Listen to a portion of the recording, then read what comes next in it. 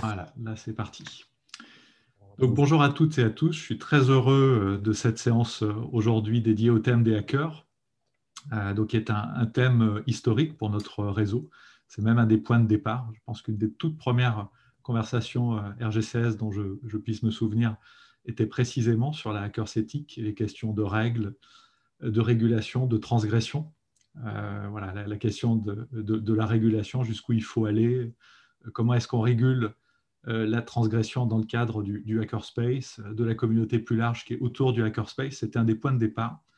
Donc c'est voilà, très très heureux, très sympa aujourd'hui de revenir sur cette question historique avec d'une part un retour sur le travail de recherche et d'ethnographie qu'avait réalisé Michael.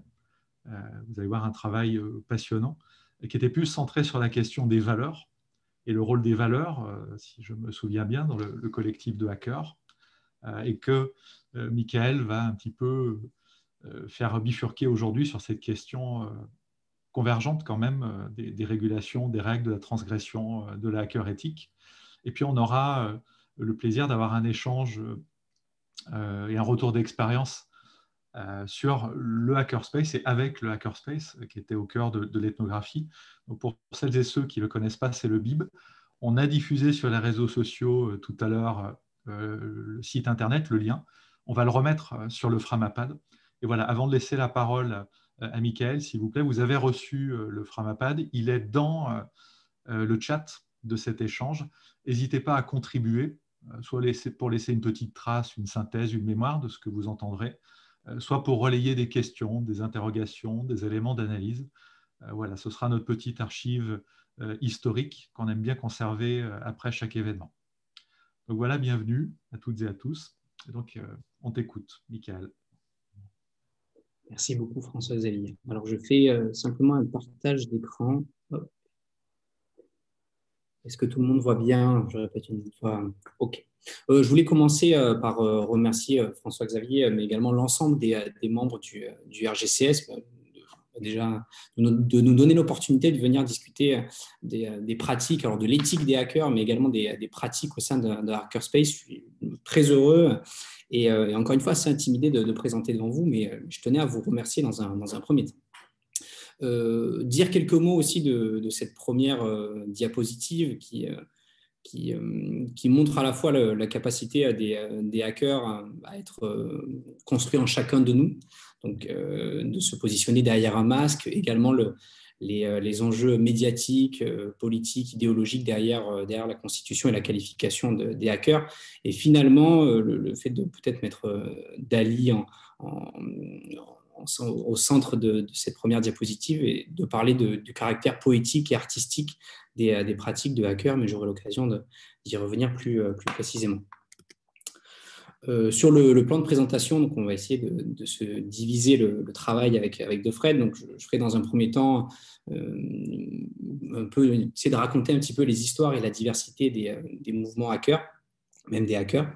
Je ferai une focale sur la valeur du hack, entre l'éthique des hackers, qui a été notamment théorisée par Steven Levy, et les pratiques de hackers, pour finalement venir au développement des regroupements de hackers au sein de lieux physiques. Et Defred aura l'opportunité de venir discuter de l'historique et des histoires, des nombreuses histoires du BIB, notamment de parler du principe de doucratie ou de douitocratie, comme c'est utilisé au BIB, et finalement de venir discuter des similitudes, des ressemblances entre les hackers, mais également des distinctions entre les hackers et les pirates.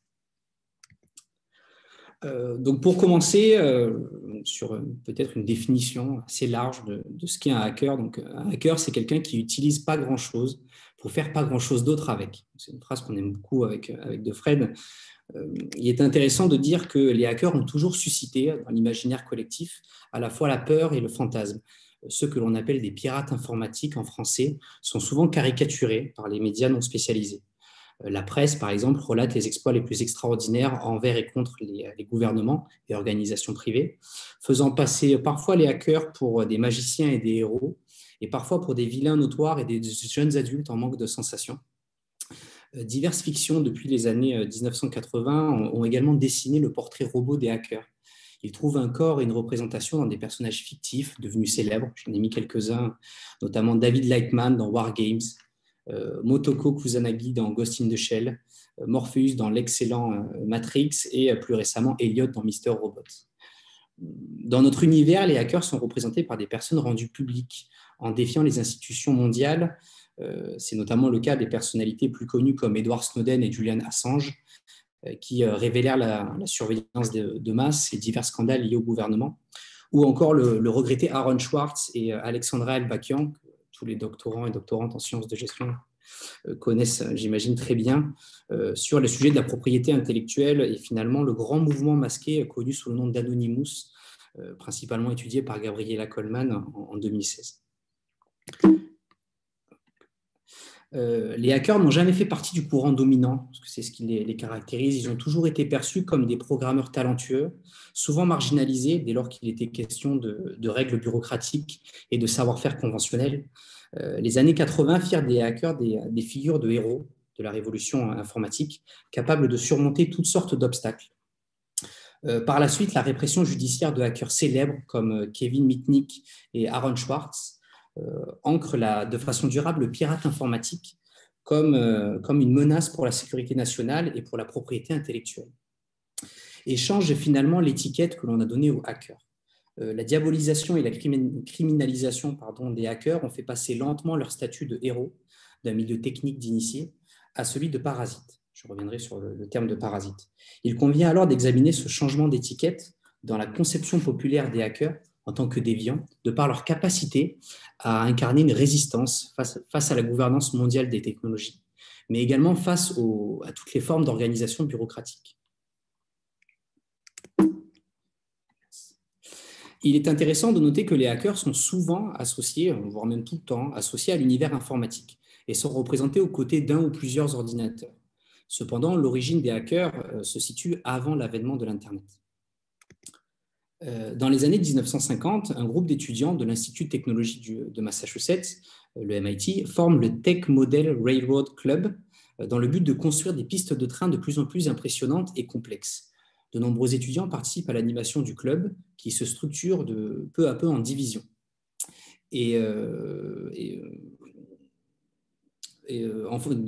Plusieurs divisions en fonction de ceux qui souhaitent peindre, créer des bâtiments, s'occuper de la signalétique ou encore de la communication.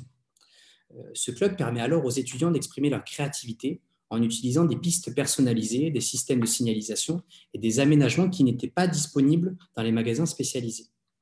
Les membres les plus créatifs du TMRC reçoivent alors un badge de hacker. Ainsi, selon les recherches de Steven Levy, publiées en 2010, un projet entrepris ou un produit construit non seulement pour atteindre un objectif constructif, mais avec un plaisir sauvage pris dans la simple implication, était appelé un hack. Levy montre alors que les hackers en tant que groupe se sont ensuite constitués dans les années 1960 avec le début de l'ère informatique. Si les hackers en tant que groupe émergeant d'un mouvement universitaire et de principes académiques, les pratiques amateurs et passionnés de technologie, les pratiques de hackers passionnés de technologie, comme notamment les freakers, qui vient de la contraction de phone et de freak, notamment les black blocs qui permettaient d'intercepter des appels téléphoniques ou les blue box qui permettaient de passer des appels sans avoir à payer. De Fred me disait avant la conférence que notamment des personnes connues comme Steven Wozniak s'étaient spécialisées dans la vente de blue box, ont joué un rôle crucial dans la construction de la figure du hacker. Ainsi, il est très difficile de donner une définition exacte et exhaustive des hackers. Une première vision restreint leur activité aux domaines informatiques, alors qu'une seconde étend leur champ d'intervention à toutes les réflexions. Cette seconde-là qui nous intéresse plus particulièrement. Selon le nouveau dictionnaire des hackers, édité par Éric Raymond, le hacker est une personne qui aime explorer les détails du système programmable afin d'étendre ses capacités. Capacité du hacker et capacité du système en question. C'est aussi une personne qui programme avec enthousiasme et sait apprécier la valeur d'un hack. Nous aurons l'occasion de définir cette notion par la suite. La caractérisation d'un hacker dépasse finalement le champ technique et informatique pour venir qualifier un mode de raisonnement face aux normes et aux différents codes. Une vision plus étendue du hacker permet alors d'envisager son champ d'action pour tous les domaines impliquant une réflexion et des problématiques sociales et sociétales. Les hackers, même s'ils ont toujours été aux marges de la société, sont présents et redéfinissent à chaque instant, encore plus à l'aube de l'ère de l'information, les rapports à l'intérieur de la société. Richard Stallman, personnage outrement controversé ces derniers temps, fondateur et initiateur du mouvement des logiciels libres, définit le hacker lui-même comme quelqu'un qui aime exercer son ingéniosité de façon ludique et intègre alors une composante fondamentale chez les hackers, la valeur du hack en tant que finalité et le plaisir comme facteur d'identité. Finalement, les travaux de Paul Taylor, respectivement en 2005, 99 et 98, résument précisément les dénominations qui sont périphériques aux hackers et les comportements qui leur sont associés. Selon lui, la détermination de hacker est principalement utilisée par ceux et celles qui se trouvent dans le monde informatique, plus ou moins institutionnalisés, et sont sympathisants de leurs valeurs. Tandis que le terme cracker est, quant à lui, utilisé par les défenseurs de la sécurité informatique et s'oppose aux hackers. Parallèlement, de plus en plus d'individus mettent à profit leurs compétences au service d'une organisation commerciale ou industrielle, aujourd'hui en plein essor. L'utilisation des compétences informatiques dans le domaine de la sécurité ou du commerce aboutit à la création des microserfs, qui vient de la contraction de Microsoft et des serfs qui étaient donc le niveau le plus bas dans une société féodale, des serviteurs des entreprises technologiques. D'autres se regroupent dans le mouvement open source avec la conviction que l'informatique devrait être libre et décentralisée. Et finalement, et plus récemment, certains acteurs revêtent une position plus radicale, plus explicite, en formant un mouvement au sein duquel la politique devient la raison d'être de l'activité de ceux et celles que l'on appelle des activistes. Quant à la qualification de makers, je laisse à Defred la lourde tâche de s'exprimer sur cette qualification, sur cette boîte noire. Concernant maintenant la valeur du hack, il est impossible de comprendre les hackers sans analyser le hacking, et plus spécifiquement l'éthique qui entoure l'ensemble de leurs activités. Les pratiques des hackers définissent au cours du temps une éthique particulière à l'égard du travail qui perd le statut de moyen pour devenir sa propre finalité. Ce sont les travaux de Michel Lallemand. Autrement dit, les hackers n'ont jamais eu beaucoup de respect pour les organisations bureaucratiques et chaque règle ou norme devient le prétexte permettant aux hackers de tester leur intelligence espiègle, donc de produire un hack. Il reste cependant toujours aussi complexe de définir clairement ce qu'est un hack, car cela revient à définir le hacker lui-même. Ce terme a longtemps été utilisé afin de décrire les farces élaborées par les étudiants du MIT et en même temps que toute la créativité des membres du TMRC. Toujours selon Lévy, pour être qualifié de hack, l'exploit doit être imprégné d'innovation, de style et de virtuosité technique. Vaste chantier. Encore une fois, le nouveau dictionnaire des hackers définit la pratique du hacking comme à la fois une application appropriée de l'ingéniosité, qu'il s'agisse d'un travail d'ajustement rapide ou d'une œuvre d'art méticuleusement conçue, mais également comme une blague créative.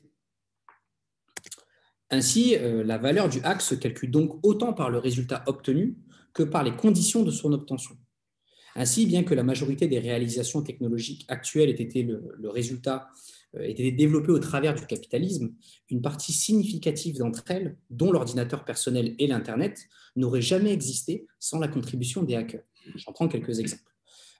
À titre d'exemple, Tim Berners-Lee, l'homme à qui l'on doit notamment le web et le langage HTML, raconte qu'il est né d'un programme ludique, tandis que Steve Wozniak, cofondateur de la société Apple, rappelle que de nombreuses caractéristiques des ordinateurs Apple sont issues d'un jeu et que les fonctionnalités amusantes qu'on y trouvait étaient simplement là pour agrémenter la programmation. L'amusement et le plaisir sont donc omniprésents chez les hackers. À l'occasion de le voir avec le BIM. L'idée que le hack constitue sa propre finalité est d'ailleurs mise en avant dans le cadre des observations de Michel Lallemand du célèbre hackerspace Noisebridge situé à San Francisco. En recueillant leurs témoignages et en observant leurs activités, il remarque qu'ils ne travaillent pas au sens traditionnel, mais qu'ils jouent. Précisément, lorsqu'il observe une hacker qui œuvre depuis des jours sur un détecteur de métaux, il lui demande dans quel but elle travaille sur ce droïde d'appareil et celle-ci lui répond, je cite, « J'aime faire cela, même si cela ne sert à rien, et j'aime venir le faire ici avec d'autres. » La valeur du hack et l'éthique des hackers viennent alors s'incarner dans l'organisation du hackerspace au travers le principe de doocratie ou de doitocratie, où la quasi-totalité des actions menées au sein du lieu sont dirigées par le faire. Au-delà des caractéristiques finalement intrinsèques, la pratique du hack révèle une forme de résistance au modèle dominant. Selon Richard Stallman, le hacking n'est pas au départ une question d'éthique. C'est une idée qui donne un sens à la vie. Mais il y a peut-être des raisons de dire que le hacking peut amener un nombre significatif de hackers à penser la question éthique d'une certaine manière. On en vient au cœur du sujet, l'idée d'une éthique générale des hackers a été formulée pour la première fois par Stephen Levy dans son ouvrage « L'éthique des hackers ». Il propose alors 6 points pouvant la caractériser. Dans un premier temps, l'accès aux ordinateurs et à toute chose qui puisse apprendre quoi que ce soit sur le fonctionnement du monde devrait être illimité. Il faut toujours revenir à l'impératif du touche-à-tout. Toute information devrait être libre, méfiance envers l'autorité, promotion de la décentralisation. 4e principe, les hackers devraient être jugés sur leurs compétences, pas sur des critères fallacieux tels que l'âge, l'origine ethnique ou la classe sociale. J'aurai peut-être l'occasion de revenir sur l'ethnographie et mes premiers pas dans le BIB, véritablement quelque chose qui m'a assez touché et surpris, le fait que quand vous rentrez dans un hackerspace, personne ne vous demande d'où vous venez et ce que vous venez y faire, vous avez juste vraiment à vous installer. 5e point, l'art et la beauté peuvent être créés sur ordinateur. Je suis obligé de parler très rapidement notamment du monologue de Roy Batty dans Blade Runner, où véritablement l'intelligence artificielle est capable de beauté et de poésie. Et finalement, les ordinateurs peuvent améliorer notre vie. Cette éthique place au centre de sa réalisation les conditions du hack et met en lumière la résistance des hackers face aux relations sociales dominantes ou fondées sur la domination. Les revendications sont principalement centrées sur la liberté de l'information et le travail libre. En effet, l'Internet peut être un espace de libre expression, mais il peut aussi se transformer en instrument de surveillance. De nombreux hackers ont alors régulièrement agi afin d'empêcher ces dérives en défendant le respect des données personnelles, et les lanceurs d'alerte ont révélé la tendance des gouvernements et des organisations privées à pratiquer la surveillance de masse, ainsi que la commercialisation des données. David Gunkel identifie quant à lui le hacking comme étant essentiellement une activité parasitaire. En tant que parasite, le hacker tire toute sa force, ses stratégies et son organisation du système sur et à l'intérieur duquel il fonctionne, mais dérive l'ensemble des protocoles et des procédures de son hôte. Les hackers marquent ainsi les limites du comportement légitime ou d'un comportement légitime en venant contester les pratiques technologiques dominantes. Construits comme des individus alternatifs, déviants ou marginaux, ils aident alors à redéfinir le nouveau comportement ou des nouveaux comportements possibles pour tous les utilisateurs, et en particulier lorsque les directives en matière d'éthique sont encore assez ambiguës.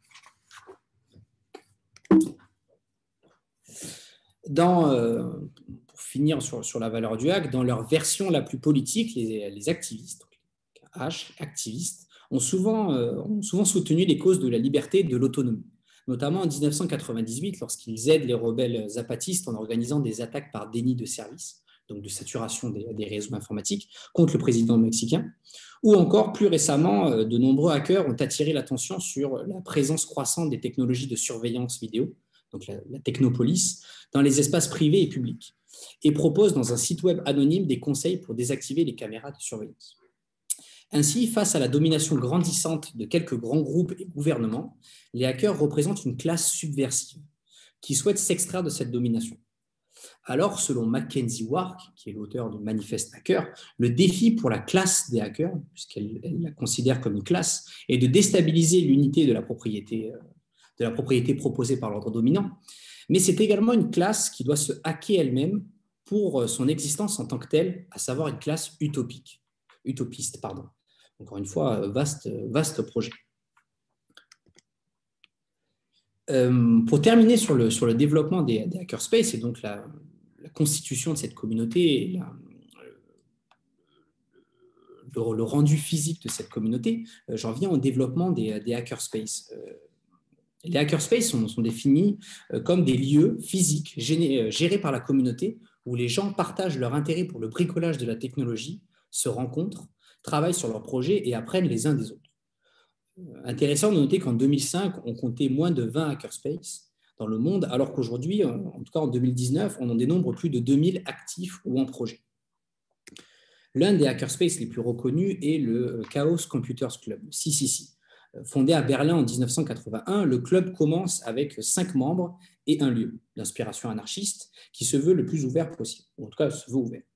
Les membres se décrivent eux-mêmes comme, je cite, une communauté galactique de formes de vie indépendantes de l'âge, de sexe, de la race ou de l'orientation sociale qui traverse les frontières pour la liberté d'information. Les hackerspaces se diffusent ensuite dans la seconde moitié des années 2000 et se concentrent sur des aspects plus sociaux de leur activité.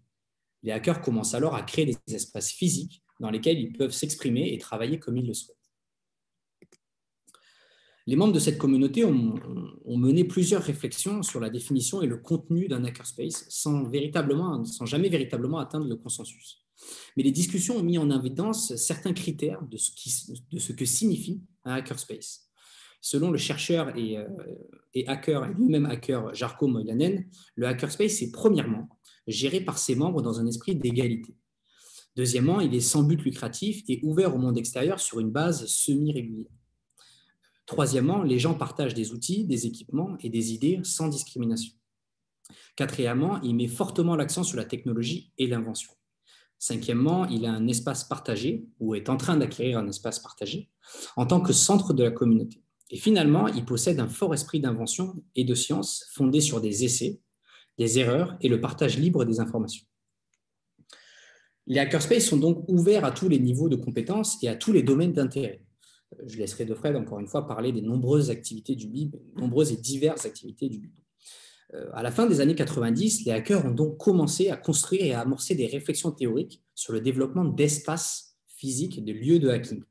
Cette nouvelle vague de hackerspace consistait alors ainsi à prouver que les hackers pouvaient parfaitement être ouverts sur leur travail, s'organiser officiellement, être reconnus par les gouvernements et respectés par le public en vivant et en appliquant l'éthique des hackers.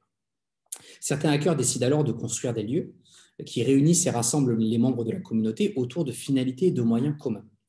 Le hackerspace de Noisebridge, étudié par Michel Lallemand, est un bon exemple de la volonté d'articuler les fins et les moyens dans une organisation, mais surtout la difficulté d'entretenir l'éthique des hackers dans le temps. Les membres qui refusent la hiérarchie et les règles préétablies doivent alors et ainsi s'adapter aux enjeux de pérennisation des activités et aux règlements dictant le bon fonctionnement de l'organisation. Hackerspace de Noisebridge, qui a d'ailleurs largement évolué depuis l'étude de Michel Lallemand, peut-être l'occasion d'en discuter.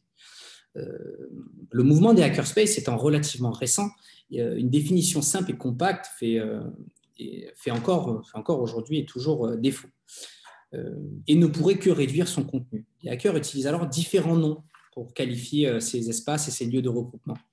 Fab Lab, Tech Lab, Tech Shop, Garage, Repair Café, plateforme de partage, tiers-lieu. La variété des noms des nouvelles communautés de hack exprime leur diversité. Les tentatives scientifiques visant à clarifier les différences entre diverses communautés de hacking sont encore rares. Néanmoins, certains groupes ou lieux qui ressemblent à des hackerspaces ne veulent pas être étiquetés en tant que tels, du fait de la résonance politique de ces dénominations et des potentielles conséquences que pourrait avoir ces dénominations en matière d'ouverture et de financement. D'autres lieux revendiquent à contrario fièrement cette appellation, son éthique et son pouvoir politique, qui confère encore une fois à l'organisation toute sa valeur, toute l'éthique des hackers. Et c'est dans la revendication même de cette appellation, de son éthique et de son pouvoir politique que s'inscrit la construction du hackerspace de Montpellier, à savoir le BIB, où les hackers tentent de s'organiser au quotidien afin de proposer un espace de promotion des technologies libres ainsi qu'une nouvelle conception de l'organisation et du travail. Et sur cette définition, je laisse la parole à Defred pour vous présenter à la fois le BIB et ses activités. Alors, bonjour à tous. Merci d'être là et merci de m'avoir invité, Mika et François-Xavier. Je vais essayer d'articuler. Alors, vous allez constater que je n'ai pas préparé aussi bien et aussi professionnellement l'intervention que Mika. Donc, si ça part un petit peu dans tous les sens, il ne faut pas être trop surpris, mais vous pouvez envoyer vos remarques sur le Framapad si vous êtes choqué par ce que je dis ou si j'emploie trop de mots en isme, parce que j'utilise beaucoup de mots en isme pour définir un certain nombre de choses. Donc voilà, il y a quelques grands mouvements très clairs en ISM. Je vais repartir sur le premier slide de Mika, parce qu'en fait, il n'a pas mis la représentation la plus classique du hacker que vous aurez actuellement au journal de 20 heures ou dans un stock photo commercial. Donc, je vous le fais immédiatement, c'est très facile. Faites comme ça, comme ça, comme ça. Voilà, ça c'est le masque du hacker dans la représentation commune des médias dominants. Donc le hacker, c'est un méchant qui a une capuche et qui cache son identité. À l'évidence, ce n'est pas exactement ça le but de la manœuvre. Sur sa signification et son origine, j'ai aussi noté récemment que dans le vocabulaire en anglais plus qu'américain, je crois, on peut désigner une personne comme to be a hack. Qui voudrait dire être un tas de trucs mal foutus. Ou si des meilleurs anglophones peuvent le traduire, voilà, on peut, voilà, on va dire you're a hack, comme une fois de plus un truc dévalorisant. Donc, si j'interviens, c'est pour vous parler du hackerspace, de un hackerspace en fait. Donc voilà, parce qu'il y a comme le disait Mika, on a un problème d'avoir une acception un peu homogène sur les hackerspace, tout simplement parce que la classe du hacker se hack elle-même et chaque hackerspace a ses spécificités, ses manières de fonctionner, de procéder, et elle se transforme avec le temps en plus. Ce qui est le cas du BIB, donc, qui a été fondé par 4-5 personnes dont je fais partie je ne me rappelle jamais de la date parce que ça me fait vieillir, 2014. En 2014. Donc voilà, un groupe de passionnés, bricoleurs, électroniciens, informaticiens, musiciens se disent ce serait intéressant d'avoir un espace dans lequel on pourrait partager des ressources, du matériel, des outils qu'on n'a pas forcément. Beaucoup de ces personnes-là étaient des personnes avec des revenus très modérés. Donc, il était aussi question d'une mutualisation des moyens de production. Ça va vous faire penser à un ISM, hein, la récupération des moyens de production. Au sein d'une société en ISM, l'autre. Donc, le défi était de trouver un espace physique. Et c'est une nouveauté au niveau des hackerspace. Donc, comme le disait Mika, c'est un mouvement qui s'est propagé assez rapidement au niveau physique. Mais les hackers étaient déjà très, très grégaires. C'est que ça a toujours été des structures, ça a toujours été des collaborations pour arriver à un but bénéfique, maléfique. Voilà, il y avait un contact. Donc, l'essor du hacking et du hacker comme ingéniosité informatique, c'est-à-dire l'idée reçue qu'on en a aujourd'hui, c'est principalement l'avènement du début de l'Internet, avec notamment un protocole incroyable qui s'appelle IRC, Internet Relay Chat, c'est-à-dire ce qu'on est en train de faire là en vidéo. À l'époque, on le faisait en tapant du texte, ce qui obligeait les gens à taper du texte correctement parce que c'était assez mal vu de mal écrire. Ça a aussi créé des langages, le lead speak, qui était une créativité de hacker, etc. Alors on dit toujours les petits génies de l'informatique. Non, c'était des gens qui avaient pris le temps d'étudier et de pouvoir se servir de ce protocole. Et ils étaient déjà regroupés. Ils travaillaient ensemble, ils discutaient ensemble, ils faisaient des blagues ensemble et opéraient leurs actions ensemble. Donc à l'époque, puisque l'Internet est massivement américain au début, il y a un esprit de compétition qui est là. Il y a une grande fierté à avoir réussi à craquer un logiciel ou hacker un service en ligne qui était, somme toute, à l'époque assez rare. Mais la communication entre les hackers a toujours prévalu. C'est vraiment le truc important. Et quand on ne savait pas faire quelque chose, on allait demander gentiment et intelligemment à d'autres personnes en ligne et on s'entraidait pour trouver des solutions. Wikipédia n'existait pas. Bon anniversaire Wikipédia d'ailleurs, ça fait 20 ans. Donc il y a toujours eu une dimension de regroupement social entre les hackers pour avancer dans des idées créatives, en tout cas sur Internet, qu'elles concernent des technologies d'Internet ou qu'elles concernent autre chose. On se servait d'Internet en disant « mon four ne marche plus, c'est telle marque, c'est tel machin, ah, j'ai déjà eu ce problème, j'ai fait ci, ça, et ça a marché. » Hop, voilà, on a fait un hack.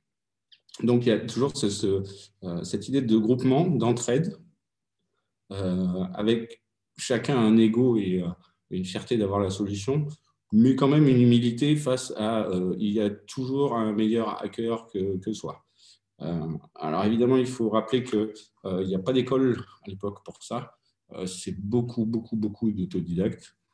Jusqu'au début des années 2000, il n'y a pas de structure pour apprendre l'informatique et la technologie, sinon des écoles d'ingénieurs, des choses qui sont institutionnalisées.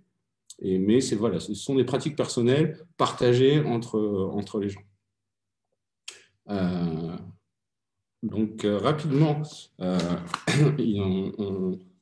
va avoir un mouvement de se dire, voilà, les technologies numériques vont permettre à l'industrie de développer une productivité et une compétitivité délirantes, mais avec des technologies numériques qui elles-mêmes vont être de plus en plus abordables. Aujourd'hui, pour 150 $, vous pouvez avoir une imprimante 3D. Maintenant, la connaissance pour savoir comment vous en servir et qu'est-ce que vous pouvez en faire, elle est quasiment gratuite et en tout cas parfaitement accessible tant qu'on parle poliment et qu'on ne dit pas trop de bêtises et qu'on ne fait pas trop son fiero. Ça c'est assez mal vu de débarquer, poser des questions en disant donc voilà, il y a une grande entraide de base. Et ensuite, comme on est en 2020, donc 150 €, c'est une imprimante 3D, dans les années 2000, c'était moins évident. Il fallait la fabriquer soi-même, donc ça demandait beaucoup de connaissances techniques, mécaniques, électroniques, de conception, de design, etc. Donc il y a eu ce mouvement de dire, prenons un espace collaboratif, utilisons des outils ensemble, dans le respect des autres, avec donc alors, si c'était au début, j'en sais rien, mais assez rapidement, on établit cette douitocratie, c'est-à-dire tu veux faire quelque chose, fais-le. Avec l'idée sous-jacente que tu fais quelque chose qui ne nuit pas aux autres, etc. Si tu penses que ce qui a déjà été fait mérite d'être modifié ou amélioré, alors trouve la personne qui l'a fait et faites-le. En gros, nul besoin de demander l'autorisation à quelqu'un pour faire une blague, une innovation ou une amélioration. On va faire les choses. Je reviendrai sur cette histoire de faire avec les makers en essayant d'être le plus gentil possible. Donc voilà, on se retrouve avec l'idée qui a mené à la formation du BIB, du Hackerspace de Montpellier. C'était ça. C'était un endroit où on peut mutualiser les connaissances, les moyens de production, la pédagogie. Alors, au Hackerspace, on a mis, je pense, peut-être pas dans les statuts, mais en tout cas dans notre texte de présentation, c'est qui sait peut enseigner, qui veut apprendre apprend. Et qui a appris suffisamment, on estime qu'il peut enseigner. Et qui est à niveau égal, et qu'on peut apprendre ensemble en ne sachant pas et en s'appuyant sur l'Internet. Donc, on est en 2014, l'Internet est assez développé, on trouve des ressources, c'est entre guillemets facile, mais on trouve des ressources pour le faire avancer. Une autre valeur, c'est une ouverture. C'est-à-dire l'idée de ne pas mettre de barrière à l'entrée des moyens de production et de la connaissance qu'on possède ou qu'on peut acquérir facilement dans l'endroit. Il y en a une autre, c'est qu'on a commencé ça avec pas d'argent. Enfin, pas d'argent, c'est relatif, mais les gens qui l'ont commencé étaient chômeurs, musiciens, intermittents du spectacle, bref. On ne pouvait pas avoir des grosses machines géniales. On allait se reposer sur la générosité des gens qui allaient nous retrouver, tout qui affiché. Ah, okay. Donc voilà, peu de moyens, mais comme on le disait dans notre définition qu'on trouve rigolote, j'adorerais savoir qui a dit ça, on ne prend pas grand-chose, on ne fait pas grand-chose d'autre avec, c'est exactement ça. À quelques exceptions, c'est que des fois, on ne prend pas grand-chose et on fait un truc génial avec, qui suscite fierté, envie d'apprendre, etc.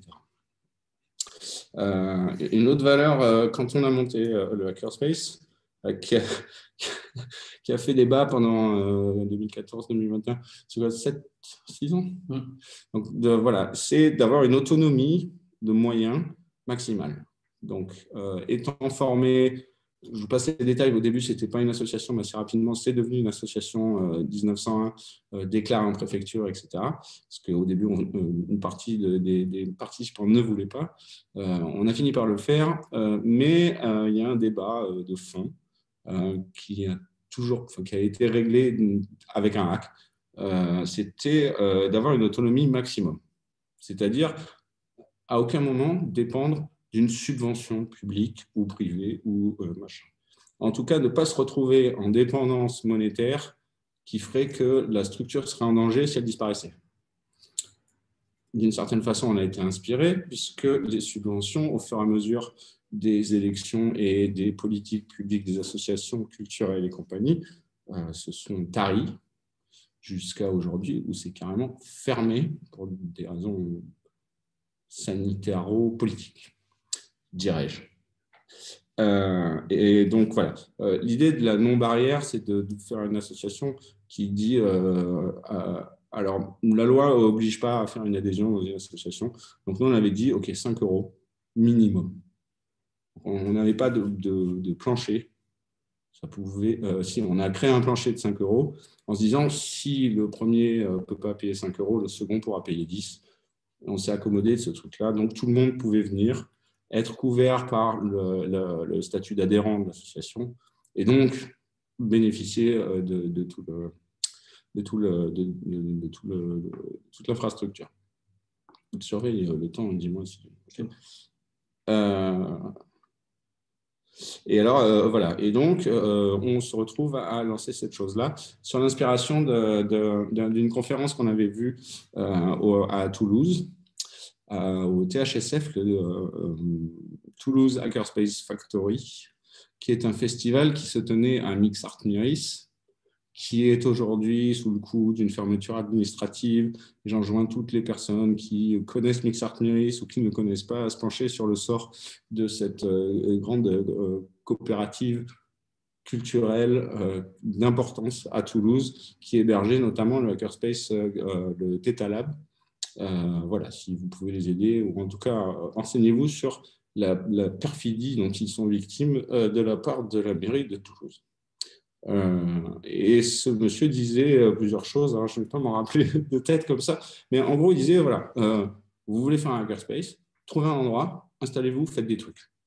Et vous vous occuperez des problématiques après. Si vous faites des choses, des gens viendront, ça les intéressera, et voilà, il y aura une dynamique. N'ayez pas peur de faire des bêtises, faites, et après, excusez-vous si ça a créé des problèmes, ou soyez fiers si ça a créé des solutions.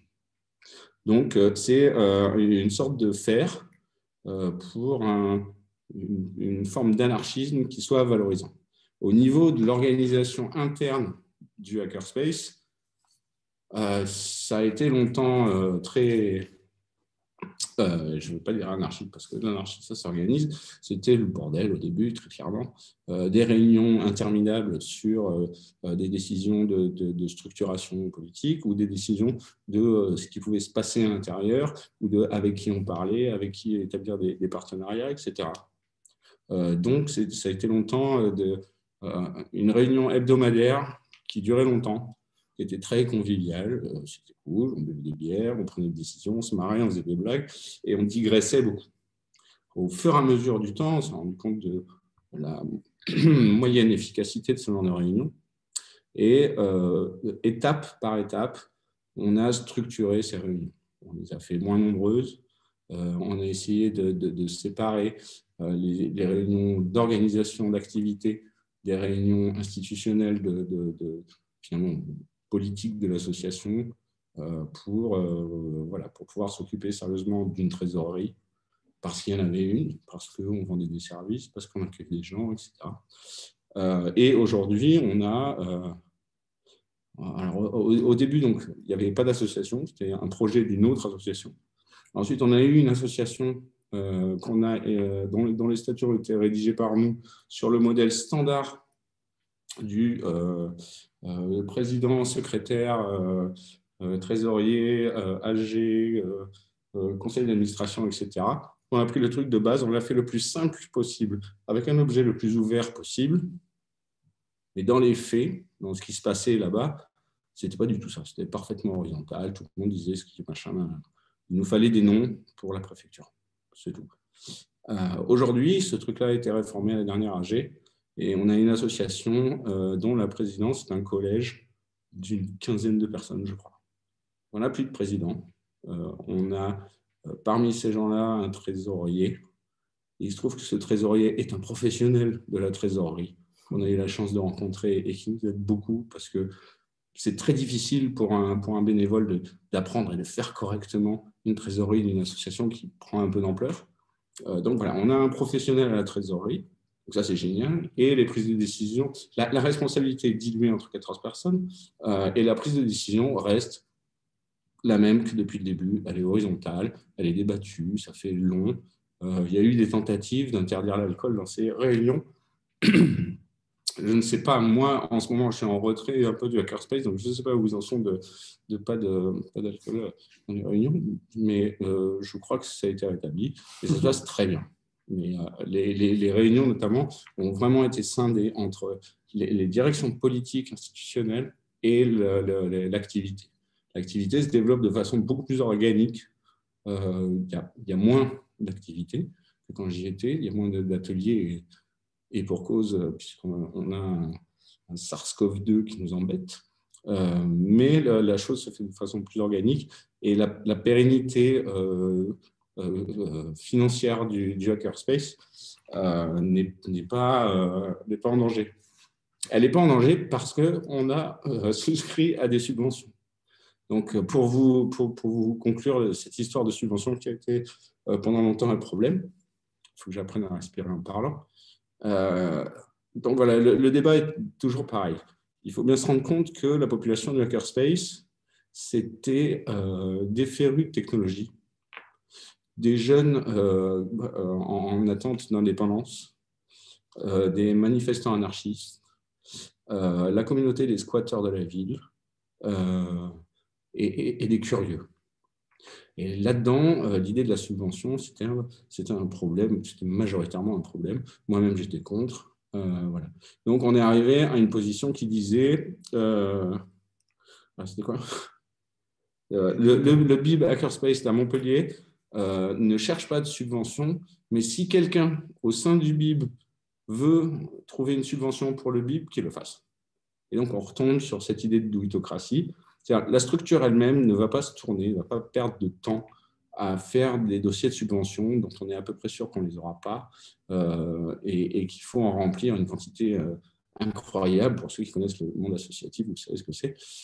Il en faut plein. Il faut faire plein de papiers, il faut justifier de son activité, il faut montrer patte blanche pour, dans les premières années d'une association, souvent essuyer des refus.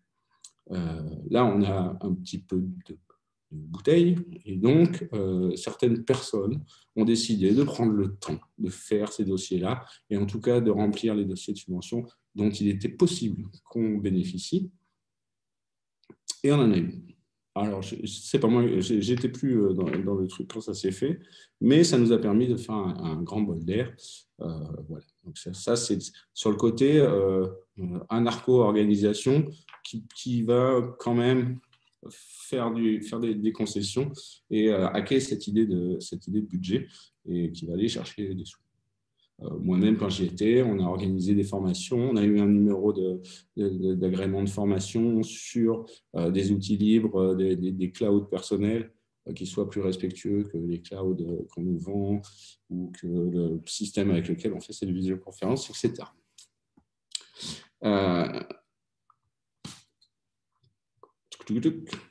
Donc, dans les activités, outre l'organisation, dans les activités du BIB, Une activité emblématique, c'est ce truc que vous voyez sur votre écran, qui date de 2014. C'est tout simple. Une des premières choses qu'un hacker fait quand il veut monter un hackerspace, c'est faire un site web normal. Faire un site web pour présenter ses activités, les dates d'atelier, etc., etc. Un site web, c'est bien mignon, il représente un endroit physique.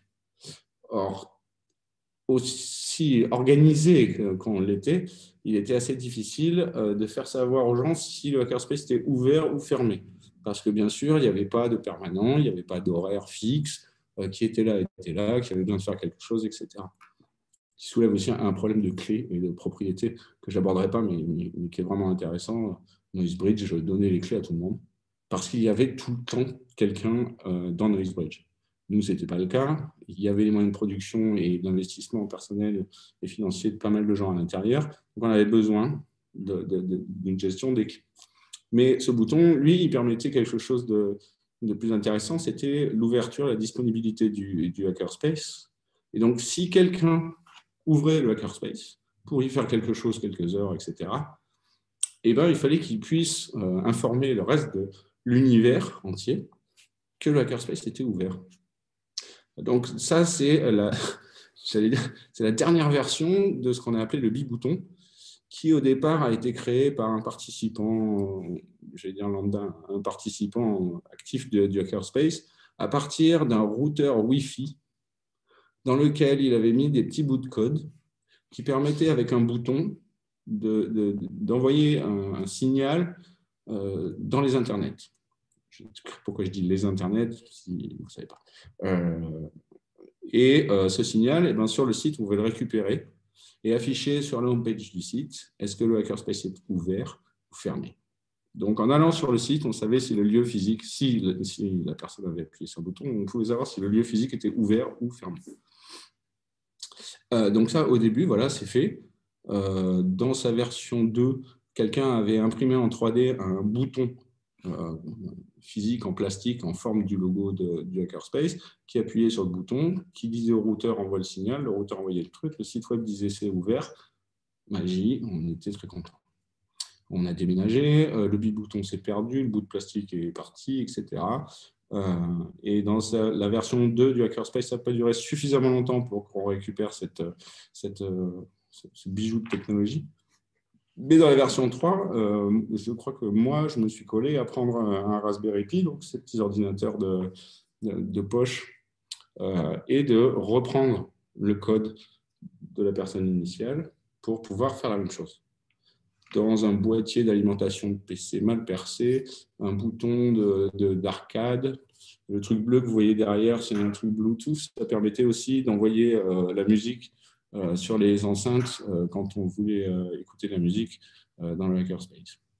Donc, de 2014 à 2018, ce bibouton a été bricolé par une somme de 6 personnes dans un but précis qui dépendait largement du comportement des gens.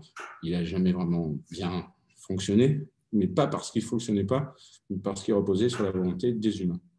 Et les humains oubliaient systématiquement d'appuyer sur le bouton. Bref. Et c'est une illustration de l'idée de tu veux faire un truc, fais-le, ou j'ai fait un truc, c'est génial. Très bien, effectivement, c'est génial. Et puis, ah là là, ça manque, les gens ils demandent toujours quand c'est ouvert. Quelqu'un l'a repris, il l'a refait, mieux, moins bien, etc. Je sais que moi, je l'ai fait en reprenant le code du copain. Un copain est venu me dire, mais c'est quoi ce code tout pourri? Et je le refais, très bien, refais-le. Quelqu'un a trouvé un bouton de bande d'arcade, très bien, on a mis des LED, incroyable. Et donc voilà, c'est cette idée de l'autocratie, là, vers une utilité, mais fondamentalement une utilité relative, et donc beaucoup de fun à faire un bibouton qui ensuite est devenu plein de trucs, donc une passerelle audio, etc. On a aussi fait des hacks qui étaient plus sociaux.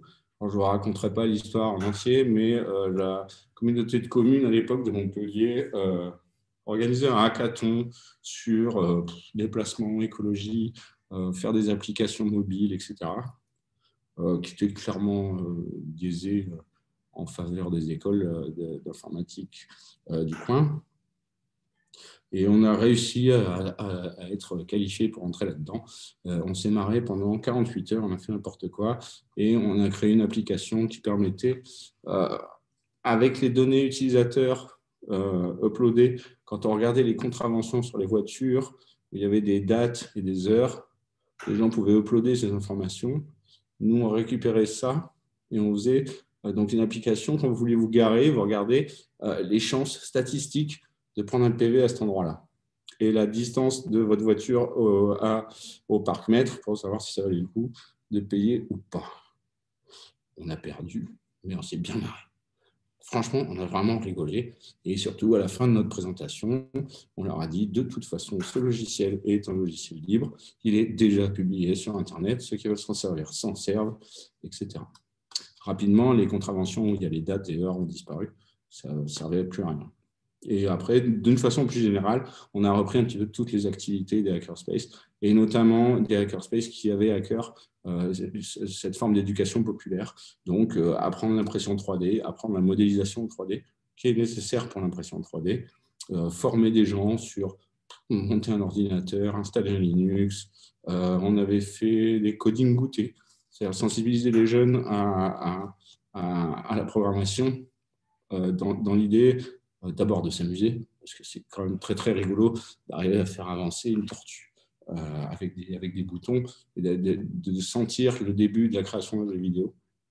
Et aussi les sensibiliser au fait que tous leurs trucs numériques, les téléphones, les machins, des trucs comme ça, tout se basait sur cette technologie, c'est-à-dire de la littérature.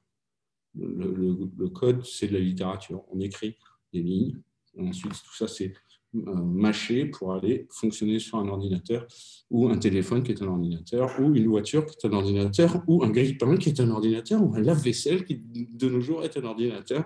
Donc il nous semblait très important que les gamins comprennent que tout était un ordinateur et que tout fonctionnait sur ce truc-là. Donc un truc assez immuable, hein. Ça fait depuis les années, depuis Turing ou Ada Lovelace, la programmation algorithmique, puis par objet, etc. C'est toujours la même. L'IA, c'est pareil, c'est toujours pareil. C'est toujours écrit pareil. C'est d'autres paradigmes, mais ça a toujours été écrit pareil.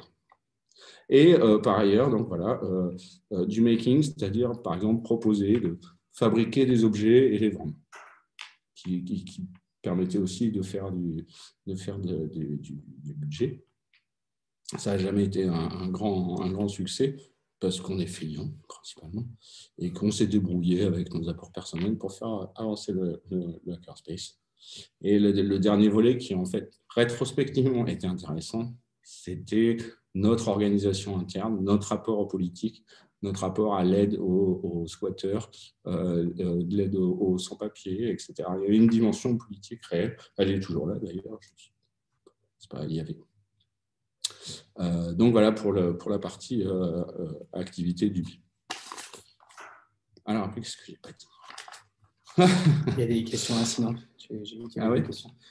Attendez, il y a 2-3 trucs. Oui, voilà, juste pour vous dire que dans le hacking, il y a aussi une forme de veille technologique qui est extrêmement intéressante et importante, qui en 2014 ne semblait pas complètement folle, même si on se battait déjà contre Facebook qui collectait les données pour le compte du capitalisme et son compte, en fait, dans un système capitaliste. Donc, il y a eu très rapidement une prise de conscience via la montée en puissance des technologies de surveillance qui étonnamment sont venues d'abord du marché, du capitalisme, qui avaient les moyens de développer des algorithmes qui, aujourd'hui, en 2020, avec le Covid, deviennent assez puissantes et créer une circonstance favorable au tracking, à la surveillance, à l'échange de vos données, au recoupement de vos données, à la création de modèles de psycho-comportemental de vos données,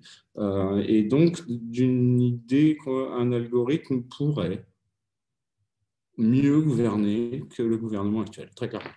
Mais le gouvernement est irremplaçable puisque les humains sont au-dessus de tout le monde, et ils se servent des algorithmes plutôt pour asseoir leur pouvoir et leur contrôle.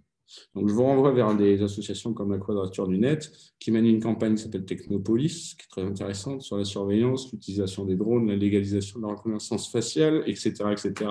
Ça, c'est la partie un peu déprimante. Mais quand des gens ont des questions, ma foi, si vous avez des questions sur ces technos-là, allez voir un peu en ligne les renseignements, trouvez votre hackerspace local. Il y en a pas mal en France. Allez voir des gens là-bas. Si vous paraissez un peu bourru, mal poli, etc., ne vous en offensez pas. Vous n'allez peut-être pas tomber sur la bonne personne, mais il vous dira sans doute qui aller voir et est-ce que des questions sont bien posées, etc. Je vais faire le truc sur les makers.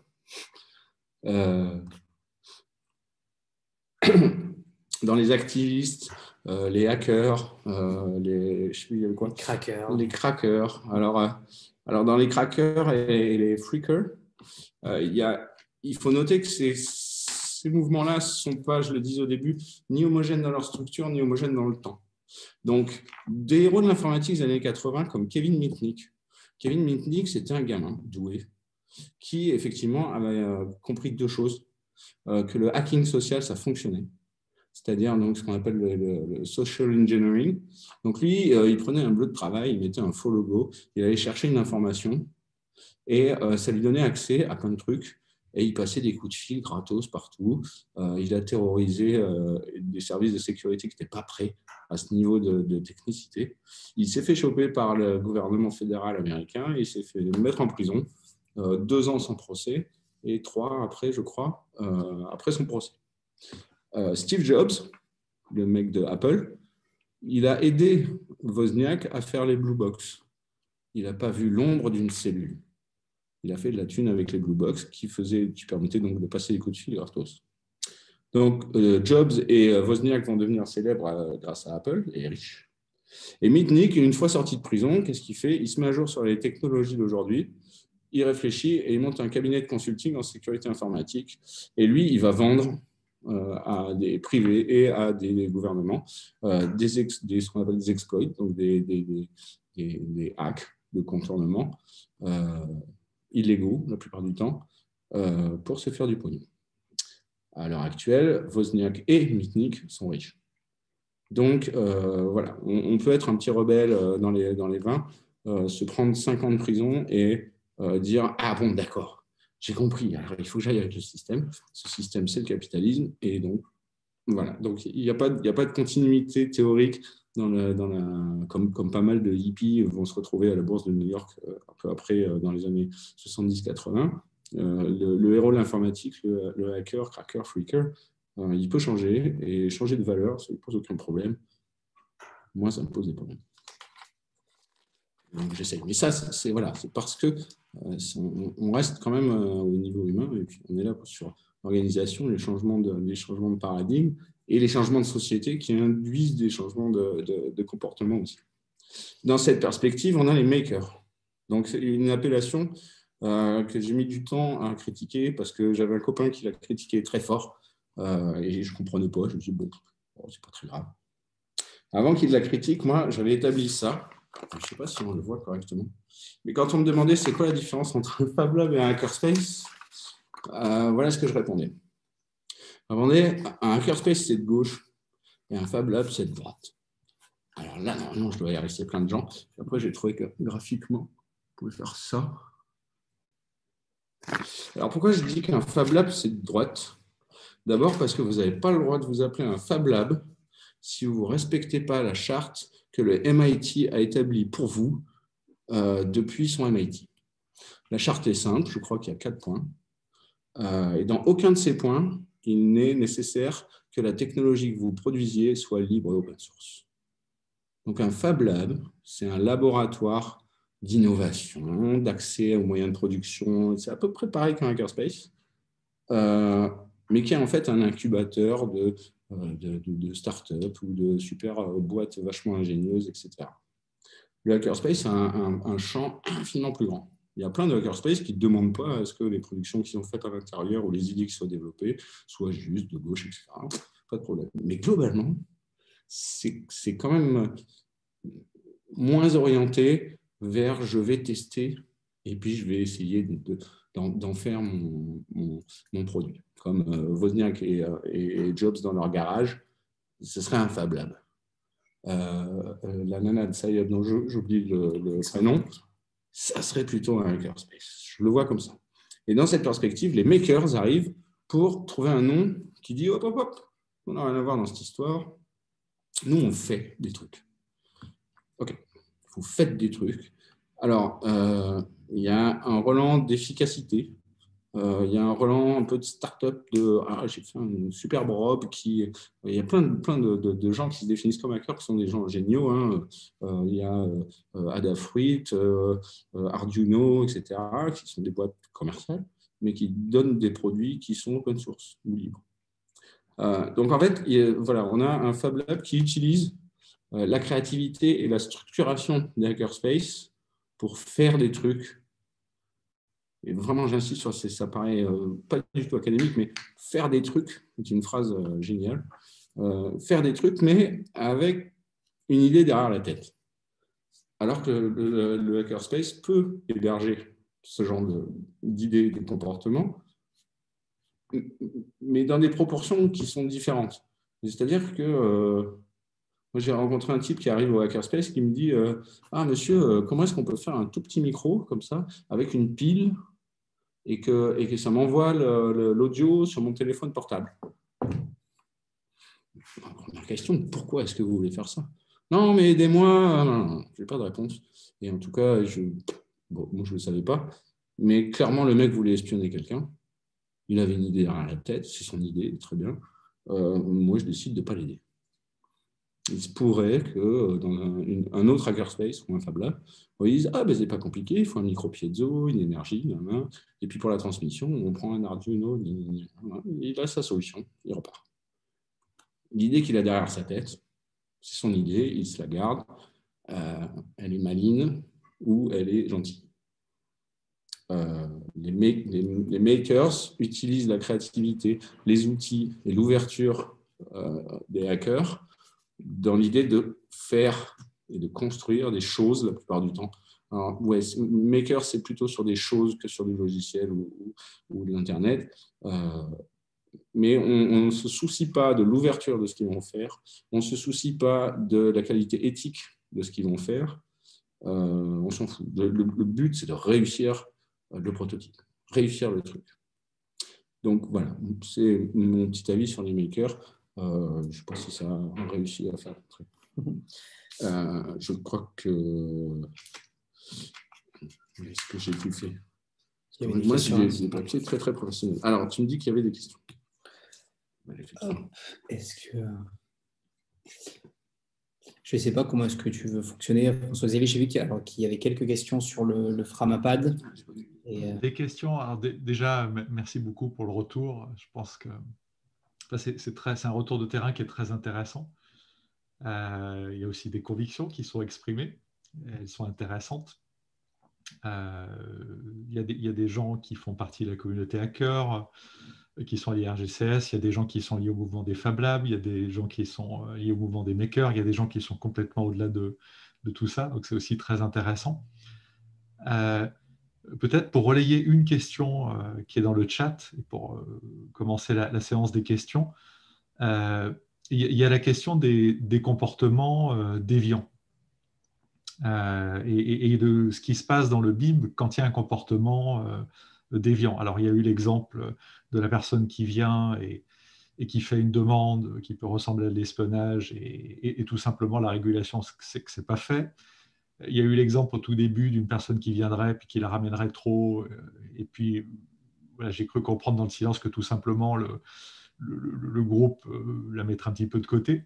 Et voilà, sur ces comportements qui ne colleraient pas avec les codes du BIB, est-ce que tu aurais, de Fred, des exemples de comportements de personnes dans la communauté?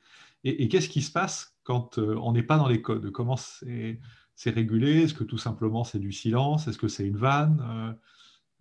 Est-ce que c'est parfois une exclusion? Est-ce que tu as des exemples dans la vie de la communauté de choses qui auraient été déviantes et puis qui se sont régulées? Et comment? Alors, il y a eu plein d'exemples. Il y en a eu peu des graves. Tu citais le cas de la Grande Gueule. La Grande Gueule, on attend, alors il y a eu, je ne vais pas nommer le prénom, mais alors, il y a le cas de la Grande Gueule.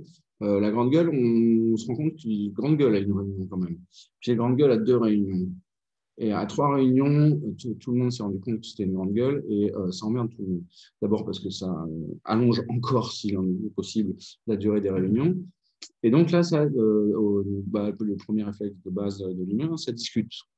Je dis, écoute, c'est relou, il y a des plus timides, tu as tes idées, etc. Physiquement, tu parles plus fort. Ça a été moi, hein, parfois, la grande gueule, parce que j'avais des trucs importants pour moi et je parlais plus fort, j'interrompais, comme ça. Et on me l'a dit. On me dit, bon, écoute, ferme-la un peu. Voilà. Donc, et une autre personne qui gérait assez mal ou distordait les conversations de façon à rendre tout flou, à créer de la digression et à compliquer les réunions. Alors, je limite les cas de grande gueule aux réunions parce que les cas de grande gueule dans des projets à peu de personnes se réglaient avec ces peu de personnes. Moi, ça ne m'est jamais arrivé. Mais oui, il y a des mecs qui se sont fait dire tu fermes ta gueule, sors, va fumer une clope. Quand tu auras compris que tu nous fais perdre du temps, reviens, on discute.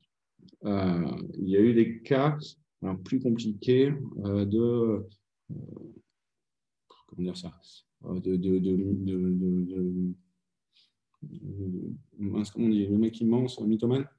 Ok, de la mythomanie. Ah, mais moi je peux faire ça, moi j'ai accès à ça. Et donc, première réunion, il nous dit ça, très bien. On se base sur le truc. Deuxième réunion, il n'y a rien. Troisième réunion, on a bien compris que c'était du bidon, etc. Là, organiquement, le type peut continuer à dire des trucs. Tout le monde s'est rendu compte que la confiance était perdue. Il pouvait dire ce qu'il voulait. On raccourcissait rapidement ses interventions de façon à ne plus faire attention au gars. On ne lui a pas dit de partir, on ne lui a pas dit de trucs, mais on avait tous compris, en parlant par ailleurs, etc., que ça ne servait à rien de compter sur ce que disait le mec. Mais il était toujours le bienvenu. Et comme on ne faisait pas attention à ses délires mythomaniaques, il a fini par ne pas venir. Donc, j'ai une façon un peu faux cul, mais organique, de faire comprendre au type, écoute, moi, ce que tu me dis, j'y crois pas. Sans te le dire, voilà, parle-moi, dis le truc et tout. Attends, moi, je veux fumer une clope parce que j'ai autre chose à faire. Et au fur et à mesure, l'attention dégage de ses propos mythomaniaques. Et si j'ai bien compris, un mythomane qu'on n'écoute pas, il ne fonctionne plus. Donc, ça s'était réglé comme ça. On a eu un autre problème, deux autres exemples. Je vais essayer de faire vite. Le hackerspace numéro 2, c'est un peu long comme histoire, ça. Le hackerspace numéro 2 est parti d'une idée de cohabitation entre une start-up qui se montait dans l'impression 3D pour faire des semelles orthopédiques. La plus grande majorité du personnel avait été recruté au sein du hackerspace et avait récupéré des locaux très intéressants au centre de Montpellier. Et donc, l'idée initiale, c'était de cohabiter le BIB hackerspace et une start-up en devenir dans des locaux qui étaient énormes. C'était une ancienne banque, c'était génial. On avait un SaaS et tout, c'était trop bien, il y avait un potentiel de folie. Mais très rapidement, les contingences d'une start-up capitaliste et le comportement squatter, libertaire, je m'en foutiste du hackerspace sont entrés en conflit. Et là, on s'est retrouvé dans un conflit je vais dire, assez classique, dur et bête, le bib, il picole, il fout rien, ils font le bruit tard le soir, et nous, le lendemain, il faut qu'on nettoie, et ça sent mauvais, et puis c'est pas rangé, etc.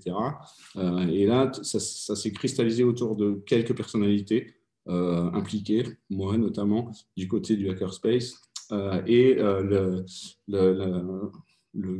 comment on appelle ça, un mec qui le start-upper en chef de l'autre côté, malheureusement à moitié soutenu par d'anciens du hackerspace qui avaient quand même envie de tenter l'aventure du côté capitaliste pour déjà se sortir d'une précarité à la noix et puis tenter une aventure technologique parce que la start-up n'était pas complètement débile, elle faisait du logiciel libre, elle avait une vraie idée intéressante au niveau médical, etc. Donc ça c'est mal passé. On a été sommé le hackerspace s'est fait virer du local. Et donc, voilà. On en a conçu une amertume, notamment interpersonnelle. Ce n'était pas interstructure, tout n'était pas clair en mode tranché, mais c'était des trucs interpersonnels qui se sont tassés en un an.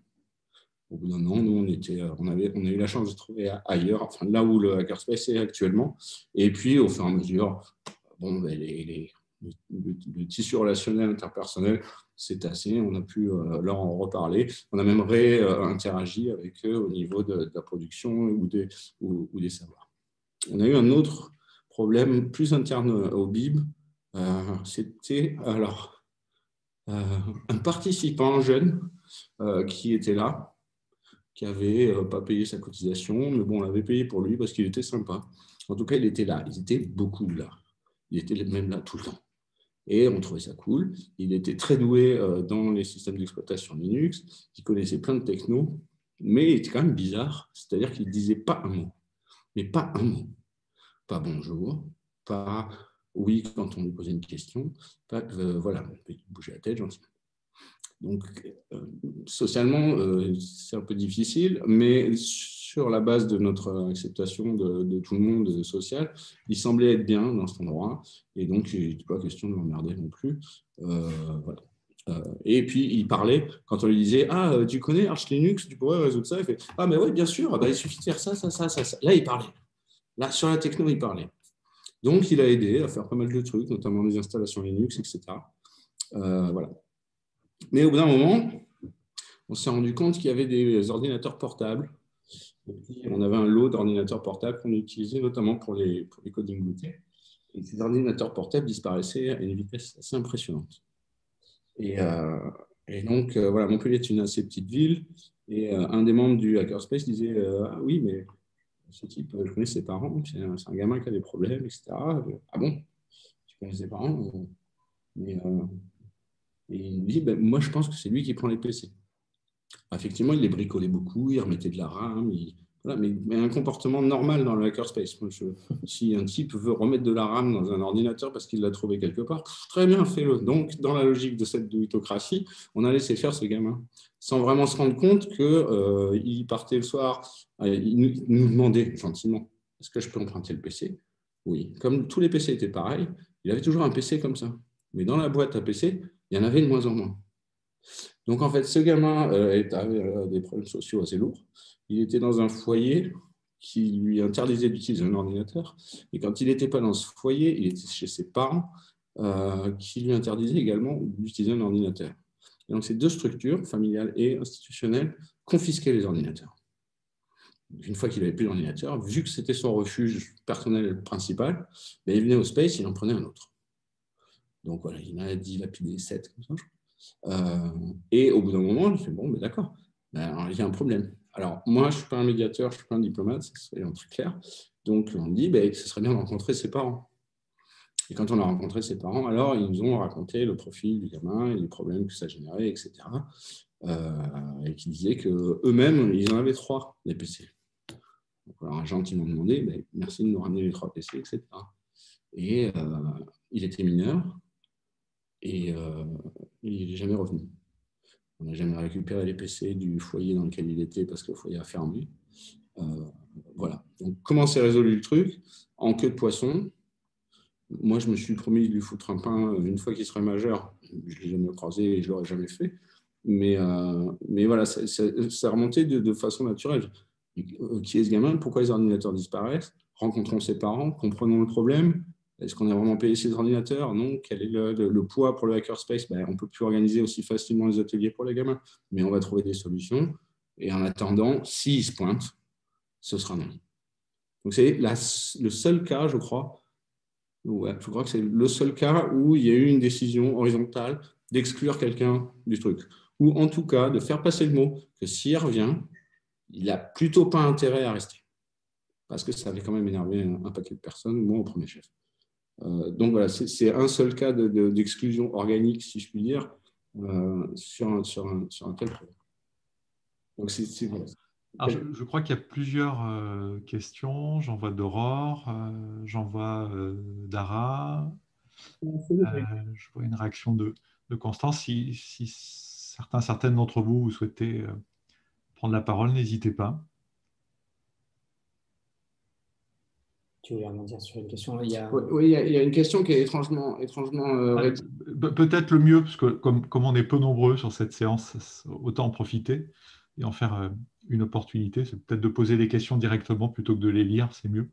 Je vois qu'Aurore, tu as activé ta caméra. Bienvenue. Oui, bonjour tout le monde. Et effectivement, en fait, j'étais très curieuse parce que comme on a Constance du réseau des Fab Labs avec vous, du Hackerspace, j'étais très curieuse justement d'avoir un peu un ping-pong conceptuel, j'allais dire, de comprendre justement cette distinction, parce que j'ai beaucoup aimé la distinction faite sur les différences un peu politiques gauche-droite entre Fab Lab et Makerspace, dans le sens où, pour avoir visité justement le Hackerspace, le Fab Lab pardon, du MIT, c'est vrai que c'est très fermé, hein, on n'y accède pas aussi volontairement et aussi de manière accessible que ce qu'on pourrait croire dans ces dimensions collaboratives, participatives, etc. Et le makerspace, enfin tous les makerspaces qu'on ait pu voir ailleurs, effectivement, on y entre quand même de manière beaucoup plus simple. Donc voilà, j'aurais voulu avoir justement cette Juste pour me réaction permettre, en direct de Aurore, Constance. une petite réaction aussi pour introduire des nuances importantes. Une des premières choses que j'ai faites sur un voyage à San Francisco, ça a été de vouloir aller dans le quartier de Castro et d'aller sur Noisebridge. Et quelle ne fut pas ma surprise de buter sur une grille impossible à ouvrir. J'ai dû attendre un voisinage pour monter l'escalier, arriver face à une porte protégée par une caméra, sonner je ne sais pas combien de temps avant que quelqu'un vienne m'ouvrir, puis me contienne relativement sur le palier, et avant d'arriver à passer du temps à l'intérieur. Voilà, donc ce qui est dans un imaginaire collectif souvent comme un des grands temples du hacking, où je suis arrivé avec beaucoup de passion et beaucoup d'envie d'échange. Je me suis pris 2 portes dans la gueule et l'accueil sur place avait été un petit peu rafraîchissant. Mais après, voilà, passer cette première surprise, c'est vrai que ça avait été un endroit extrêmement intéressant à explorer. Donc voilà, juste pour compléter la nuance que tu étais en train de commencer à introduire. Ouais. Oui, du coup, je vais bien rebondir. Bonjour à toutes et tous. Merci pour cette pour vos présentations, super intéressant. Et effectivement, comme je disais dans le chat en réponse au ping d'Aurore, moi je partage pas la même distinction. En tout cas, c'est pas du tout comme ça que je l'explique quand on me demande quelle est la distinction entre un hackerspace et un Fab Lab, question à laquelle j'ai pas mal été amenée à répondre ces dernières années. Très rapidement, moi j'ai commencé à m'engager un peu par hasard dans les Fab Labs en 2013 et puis dans ce milieu-là, j'ai notamment organisé les Fab Lab Festivals, donc les réunions annuelles nationales, et participé à la structuration du réseau français. Entre-temps, j'ai fait une thèse en sciences de gestion sur le réseau international des Fab Labs. Et puis, depuis un petit mois, je suis chargée de développement du réseau français des Fab Labs. Donc, j'ai à la fois, évidemment, une casquette Fab Lab. Enfin, voilà, c'est un réseau que j'aime beaucoup, que je trouve passionnant et que j'ai envie de contribuer à développer. Mais j'ai aussi une vision académique de ces distinctions-là que je me suis forgée. Et alors, j'aime beaucoup cette distinction. Enfin, en tout cas, je la trouve très catchy de dire hackerspace de gauche, Fab Lab de droite. Mais par contre, je pense que là où je la partage pas, ou moi, c'est pas celle que je présente, c'est que il y a effectivement cette charte qui est cette charte des Fab Labs édictée par le MIT. Et puis après, il y a toutes les subtilités qui se développent sur les différents territoires au gré des traductions de cette charte dans les différentes langues et des approximations, détournements que permettent déjà d'une part les traductions, et puis aussi le fait que les quelques critères qui sont présents sur cette charte, alors les modes d'autodétermination d'être un Fab Lab ou non ont énormément évolué ces 10 dernières années, même ces 15 dernières années. Mais il y avait eu au tout début cette idée que chaque lieu qui veut faire partie du réseau des Fab Labs entre autres, parce que ce n'est pas une étiquette unique, doit s'auto-évaluer, se donner une note de A à D sur chacun de ces critères. Et donc, il y avait des structures qui disaient « moi, je suis un Fab Lab CC DD ». Et en fait, ce qui apporte quand même une forme de diversité dans la façon de remplir ces différents critères, qui a quand même une forme d'ouverture, du coup, voilà, qui fait que ces lieux sont très divers. Et puis, je pense qu'il y a aussi le fait que moi, d'entendre votre définition du Fab Lab me heurte un peu, ça me pique un peu, mais en vrai, je pense qu'il y a aussi le fait que déjà beaucoup de structures partagent les deux casquettes. En fait, dans les dernières études que j'ai pu faire, quand on fait la liste, on dit aux gens comment appelez-vous votre lieu. Et beaucoup de lieux cochent et hackerspace, et makerspace, et Fab Lab. Et qu'en fait, ces distinctions-là sont dans la réalité assez floues. Et qu'en France en particulier, et je pense que c'est là aussi où moi, ça touche à quelque chose aussi dans moi, mon éducation, la façon dont je me suis construite avec ces concepts, c'est qu'en France, les Fab Labs sont assez différents de ce qui se passe dans les autres pays. Ils sont davantage que dans d'autres pays héritiers donc ils sont évidemment très différents, mais ils sont davantage héritiers des valeurs de l'éducation populaire et des mouvements de l'éducation populaire et de l'associatif à la française, ce qui fait que la notion d'ouverture qui est dans la charte et qui est portée par le MIT davantage comme qui est ouvert à tous en termes de les meilleurs de toutes les disciplines, en France, ça a davantage été interprété comme d'ouverture à tous et donc effectivement davantage de proximité avec les institutions, notamment publiques, que les hackerspaces, mais parce que beaucoup de Fab Labs sont dans la démarche d'avoir des agréments de structures d'utilité publique ou de faire de la formation et de l'éducation, et ce qui implique forcément de se rapprocher des institutions et d'avoir des modèles davantage institutionnalisés et moins punk. Voilà, et sachant qu'il y en a aussi qui se placent à différents endroits du curseur. Voilà, je m'arrête là pour cette première réaction, mais encore une fois, je trouve votre distinction vachement chouette et catchy, quoi.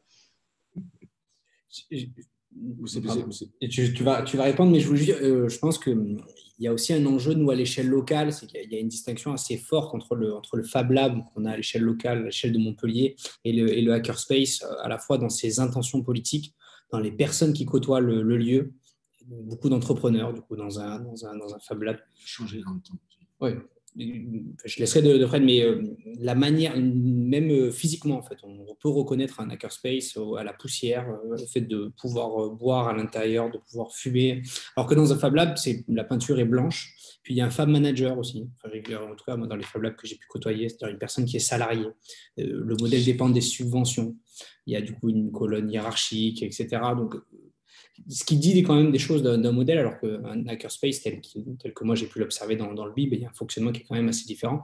Et c'est vrai que sur les intentions politiques, quand De Fred dit qu'un hackerspace est de gauche, voilà, on y croise beaucoup de squatteurs, on y croise beaucoup de personnes qui sont impliquées dans les mouvements sociaux, ce qu'il est plus rare de trouver en tout cas au niveau local, dans le Fab Lab de Montpellier.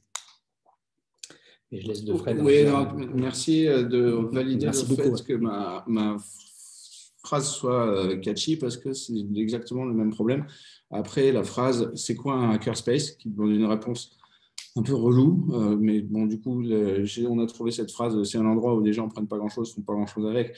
Voilà, ces phrases catchy sont venues après 5 ans d'être au quotidien dans le hackerspace, et à devoir défendre ce truc. Ah, les hackerspace, alors vous êtes des pirates. On n'a pas parlé des pirates, j'ai un peu squeezé le truc, mais vous êtes des pirates informatiques. Alors non, c'est pas exactement ça. Et donc voilà. Et puis donc derrière cette question, c'est ça. C'est quoi la différence entre le Fab Lab et le hackerspace? Donc effectivement, ma phrase est catchy, rapide, définitive. Ça fait marrer les gens et c'est évidemment une caricature. On est bien d'accord. Mais en local, il faut bien avouer qu'il nous est arrivé un truc assez drôle. Il nous arrive encore et assez régulièrement un truc assez drôle. Donc, le Fab Lab de Montpellier, Lab Sud, qui a évolué dans le temps, hein, et donc qui est sous format associatif, qui a été pendant un moment dirigé par des gens d'une génération un peu plus anciens, qui étaient des ingénieurs électromécanos, machin, qui avaient des machines-outils, qui avaient envie de transmettre ce truc-là, avec des raideurs associatives qui ont embêté pas mal de gens. Une deuxième mouture s'est faite, et en ce moment, une troisième.